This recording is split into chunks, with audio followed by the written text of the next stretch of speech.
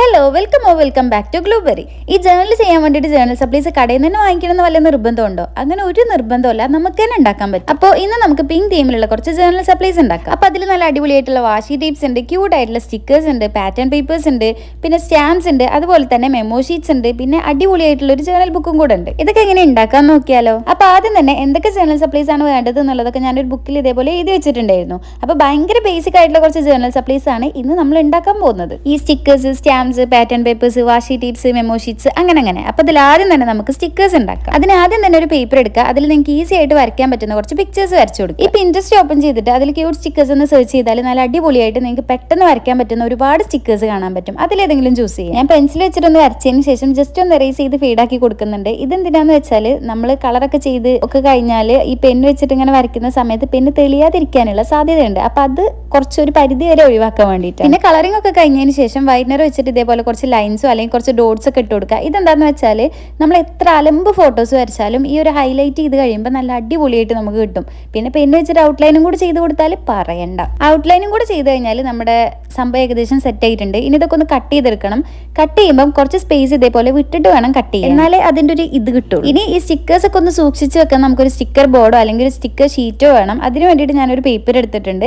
അത് complete transparent ആയിട്ടുള്ള tape വെച്ചിട്ട് കവർ ചെയ്തെടുക്കണം. ഇനിയിപ്പോൾ ഈ സ്റ്റിക്കേഴ്സ് ഒക്കെ എവിടെയെങ്കിലും ഒക്കെ ഒട്ടണ്ടേ, അതെങ്ങനെ ഒട്ടൊന്ന് നോക്കാം. ആദ്യം തന്നെ ഇതേപോലെ ടേപ്പ് നീളത്തിൽ വെച്ചതിന് ശേഷം അതിൻ്റെ അറ്റത്തായിട്ട് ഒരു വെയിറ്റ് വെച്ച് കൊടുക്കുക. പിന്നെ നമ്മൾ വരച്ച സ്റ്റിക്കേഴ്സ് ഒക്കെ നമ്മൾ വരച്ച ഭാഗം താഴോട്ടായിട്ട് ഇതേപോലെ ഒന്ന് സ്റ്റിക്ക് ചെയ്ത് കൊടുക്കുക. അടുത്തത് കുറച്ച് ഭ്രാന്തെടുക്കുന്ന പരിപാടിയാണ്, പക്ഷെ നമ്മളത് ചെയ്തേ പറ്റുള്ളൂ. ടേപ്പ് ഇതേപോലെ ഒന്ന് കട്ട് ചെയ്തെടുക്കണം. കുറച്ച് സ്പേസ് വിട്ടിട്ട് കട്ട് ചെയ്തെടുക്കണം. അങ്ങനെ എല്ലാ സ്റ്റിക്കേഴ്സും ഒരു വിധത്തിൽ ഞാൻ കട്ട് ചെയ്തെടുത്തിട്ടുണ്ട്. ഇനിയിപ്പോൾ ഇതൊക്കെ നമ്മൾ നേരത്തെ ട്രാൻസ്പെറൻറ്റ് ഷീറ്റ് വെച്ചിട്ട് കവർ ചെയ്ത ട്രാൻസ്പെറൻറ്റ് ടേപ്പ് വെച്ചിട്ട് കവർ ചെയ്ത ഒരു പേപ്പർ ഉണ്ടല്ലോ, അതിൽ ഒന്ന് സ്റ്റിക്ക് ചെയ്ത് കൊടുക്കണം. ഇനിയിപ്പോൾ ഇത് സ്റ്റിക്കേഴ്സ് ആണെന്നൊക്കെ നാലാൾ അറിയണ്ടേ, അതിന് വേണ്ടിയിട്ട് സ്റ്റിക്കേഴ്സ് എന്ന് എഴുതി കട്ട് ചെയ്ത് ഇതിൽ സ്റ്റിക്ക് ചെയ്ത് കൊടുക്കും. പിന്നെ ഈ ഒരു ഷീറ്റിന്റെ വലുപ്പം കൂടെ കട്ട് ചെയ്തിട്ട് ഒന്ന് അഡ്ജസ്റ്റ് ചെയ്ത് കൊടുക്കുക. അങ്ങനെ സ്റ്റിക്കേഴ്സ് എന്നുള്ള ഒരു വലിയ ദൗത്യം നമ്മൾ കംപ്ലീറ്റ് ചെയ്തു. ഇനി അടുത്തതായിട്ട് നമുക്ക് സ്റ്റാമ്പ്സ് ഉണ്ടാക്കാം. സ്റ്റാമ്പ്സ് ഉണ്ടാക്കാൻ ഭയങ്കര സിമ്പിൾ ആണ്. ഒരു A4 ഷീറ്റ് എടുക്കുക, ഇതേപോലെ നീളത്തിലൊന്ന് കട്ട് ചെയ്ത് കൊടുക്കുക. പിന്നെ 2 പ്രാവശ്യമായിട്ടൊന്ന് ഫോൾഡ് ചെയ്ത് കൊടുക്കുക. പിന്നെ ഫോൾഡ് ചെയ്ത് നിവർത്തി കഴിയുമ്പോൾ നമുക്ക് കാണാൻ പറ്റും ഇതേപോലെ 4 സ്റ്റാമ്പ്സ് ഈ ഒരു പേപ്പറിൽ നിന്ന് നമുക്ക് കിട്ടും. ഇനിയിപ്പോൾ ഇതിൽ ഓരോ സ്റ്റാമ്പ്സിന്റെ ഉള്ളിലായിട്ട് റെക്ടാംഗിൾ ഷേപ്പ് വരച്ചു കൊടുക്കുക. അത് കംപ്ലീറ്റ് കളർ ചെയ്തിട്ട് കവർ ചെയ്യുക. ബ്രഷ് പെന്നിപ്പോൾ ഏകദേശം കാറ്റ് പോകാറായിട്ടുണ്ട്. അതിന്റെ എല്ലാ കുറവുകളും ഈ കളറിംഗിലുണ്ട്. കളറിംഗ് കംപ്ലീറ്റ് ആയാലും ഞാൻ ഓരോ സ്റ്റാമ്പ്സിന്റെ മുകളിലായിട്ട് ഓരോ ബോസ് വരച്ചു കൊടുക്കുന്നുണ്ട്. പിന്നെ അതുപോലെ തന്നെ കുഞ്ഞു കുഞ്ഞു കോഡ്സും കൂടെ എഴുതി കൊടുക്കുന്നുണ്ട്. അടുത്തത് കുറച്ച് സാറ്റിസ്ഫൈങ് ആയിട്ടുള്ള സംഭവമാണ്. പഞ്ചിങ് മെഷീൻ എടുക്കുക, ഇതേപോലെ ഒന്ന് പഞ്ച് ചെയ്ത് കൊടുക്കുക. എനിക്കെന്തോ ഈ ഒരു സ്റ്റെപ്പ് ഭയങ്കരമായിട്ട് ഇഷ്ടപ്പെട്ടു. നല്ല രസമായിരുന്നു ഇതേപോലെ പഞ്ച് ചെയ്ത് പോകും. എഡ്ജസ് ഒക്കെ പഞ്ച് ചെയ്ത് കഴിഞ്ഞാൽ നമുക്ക് ഓരോ സ്റ്റാമ്പ്സിന്റെ ഇടയിലായിട്ട് പഞ്ച് ചെയ്ത് കൊടുക്കണം. അപ്പൊ നമ്മൾ കീറി എടുക്കുമ്പോൾ പെട്ടെന്ന് കിട്ടും. ഈ പഞ്ചിങ് മെഷീൻ കയ്യിലില്ലെങ്കിലും പെന്നോ പിന്നോ ഉപയോഗിച്ചിട്ട് നമുക്ക് കുറച്ച് ഹോൾസ് അടുത്തടുത്തായിട്ട് ഇട്ട് കൊടുത്താലും നമുക്ക് പെട്ടെന്ന് കീറി എടുക്കാൻ പറ്റും. അങ്ങനെ ഈ ഒരു സ്റ്റെപ്പ് ഒക്കെ കംപ്ലീറ്റ് ആയി നമ്മുടെ സ്റ്റാമ്പ്സിന്റെ പരിപാടി കഴിഞ്ഞിട്ടുണ്ട്. ഇനി അടുത്തതായിട്ട് നമുക്ക് കുറച്ച് പാറ്റേൺ പേപ്പേഴ്സ് ഉണ്ട്. അതിന് വേണ്ടിയിട്ട് ഒരു A4 ഷീറ്റ് എടുക്കുക, ഇതേപോലെ 2 പ്രാവശ്യം ഒന്ന് ഫോൾഡ് ചെയ്ത് കൊടുക്കുക. എന്നിട്ട് ആ ഒരു ഫോൾഡ് ചെയ്ത ഭാഗങ്ങളൊക്കെ ഒന്ന് കട്ട് ചെയ്ത് കൊടുക്കുക. നമ്മുടെ ആദ്യത്തെ പാറ്റേൺ പേപ്പർ നിസ്സംശയം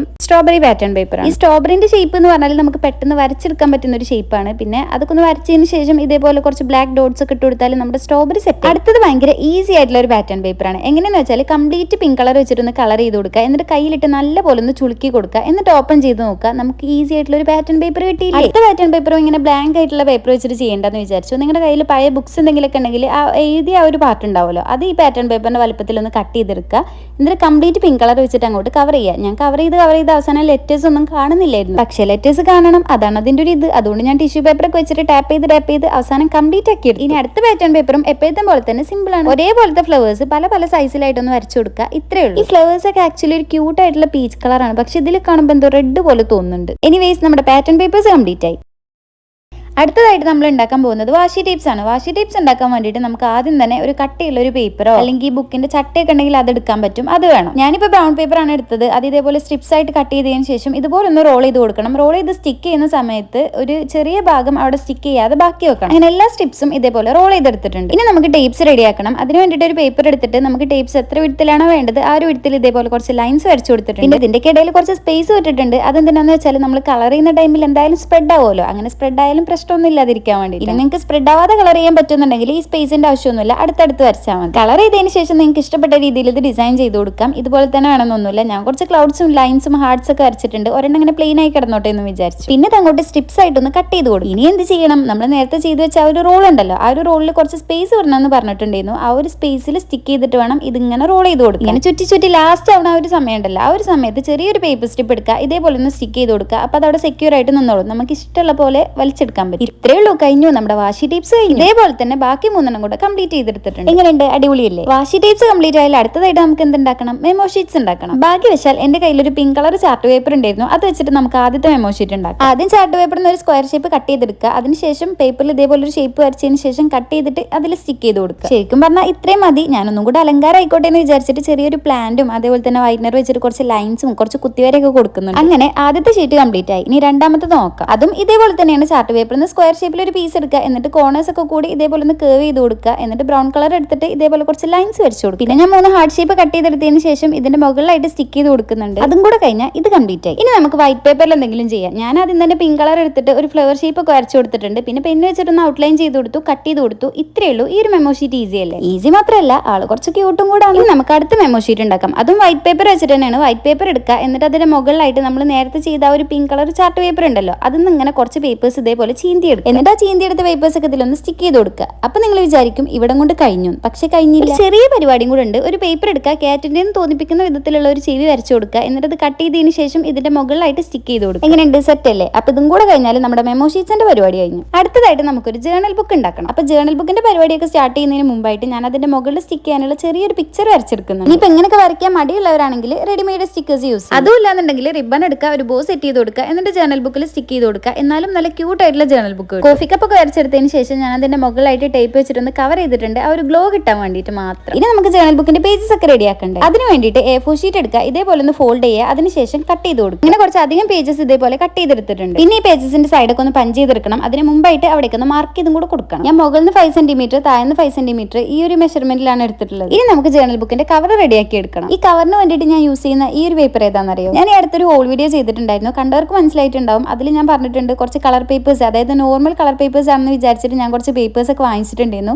വീട്ടിൽ വന്ന് നോക്കിയപ്പോൾ നല്ല അടിപൊളി ക്വാളിറ്റി ഉള്ള പേപ്പേഴ്സ് ആയിരുന്നു എന്നൊക്കെ. അതിലൊരെണ്ണാണ് ഇത്, നല്ല അടിപൊളി സാധനം. അങ്ങനെ എല്ലാ പേജസും പഞ്ച് ചെയ്ത് കഴിഞ്ഞു. ഇനി ഈ ഒരു റിങ്സ് വെച്ചിട്ട് ഇത് കംപ്ലീറ്റ് ഒന്ന് ടൈ ചെയ്തെടുക്കണം. ഞാൻ വലിയ എന്തൊക്കെയോ ഒരു എക്സ്പെക്ടേഷനിലാണ് ഇത് യൂസ് ചെയ്തത്. പക്ഷേ യൂസ് ചെയ്ത് കഴിഞ്ഞപ്പം എനിക്കെന്തോ ഇഷ്ടപ്പെട്ടില്ല. ഞാൻ ഈ റിങ്സ് യൂസ് ചെയ്തിട്ട് ആൽബം ഒക്കെ ഉണ്ടാക്കിയിട്ടുണ്ട്. പക്ഷെ അത് നല്ല അടിപൊളിയായിട്ട് കിട്ടിയിട്ടുണ്ടായിരുന്നു. പക്ഷെ ഇത് കുറച്ച് പേജസ് ആയതുകൊണ്ടാണോ എന്നറിയില്ല, ഒരു വൃത്തിക്ക് കിട്ടിയില്ല. ജസ്റ്റ് പേപ്പേഴ്സ് ബൈൻഡ് ചെയ്യാനാണെങ്കിൽ ഇത് അടിപൊളിയാണ്. പക്ഷെ നമുക്കൊരു ബുക്കിന്റെ പോലെ തന്നെ കിട്ടണം. അതുകൊണ്ട് ഈ റിങ്സ് ഒന്ന് മാറ്റി പിടിക്കാം. റിങ്സിന്റെ പകരം നമുക്ക് ജൂട്ട് ത്രെഡ് വെച്ചിട്ടൊന്ന് കെട്ടിക്കൊടുക്കും. ഇതും ചളമായി പോകുന്നൊരു സംശയമൊക്കെ ഉണ്ടായിരുന്നു. പക്ഷെ ഫൈനൽ ലുക്ക് എനിക്കെന്തോ ഇഷ്ടപ്പെട്ടു. നിങ്ങൾ കുറച്ച് അധികം പേജസ് യൂസ് ചെയ്തിട്ടാണ് ജേണൽ ബുക്ക് ഉണ്ടാക്കുന്നതെന്ന് വെച്ചാൽ ഈ റിങ്സ് യൂസ് ചെയ്യാൻ പറ്റും. അല്ലെങ്കിൽ ഇതേപോലെ ജൂട്ട് ത്രെഡ് യൂസ് ചെയ്തിട്ട് കെട്ടിക്കൊടുത്താൽ മതി. അങ്ങനെ ജേണൽ ബുക്ക് ഓൾമോസ്റ്റ് കംപ്ലീറ്റ് ആയി. ഇനി നമ്മൾ വരച്ച ഒരു സ്റ്റിക്കറും കൂടെ സ്റ്റിക്ക് ചെയ്ത് കൊടുക്കുക, മൈ ജേണലിനും കൂടെ എഴുതി കൊടുക്കുക. കംപ്ലീറ്റ് ആയി. നമ്മൾ പേജസ് ഒക്കെ അങ്ങനെ മറിച്ച് നോക്കുമ്പോൾ നേരത്തെ റിങ്സ് വെച്ചിട്ട് ചെയ്തതിനേക്കാളും അടിപൊളിയായിട്ട് തന്നെ ഈ ഒരു ജൂട്ട് ത്രെഡ് വെച്ചിട്ട് കിട്ടിയിട്ടുണ്ട്.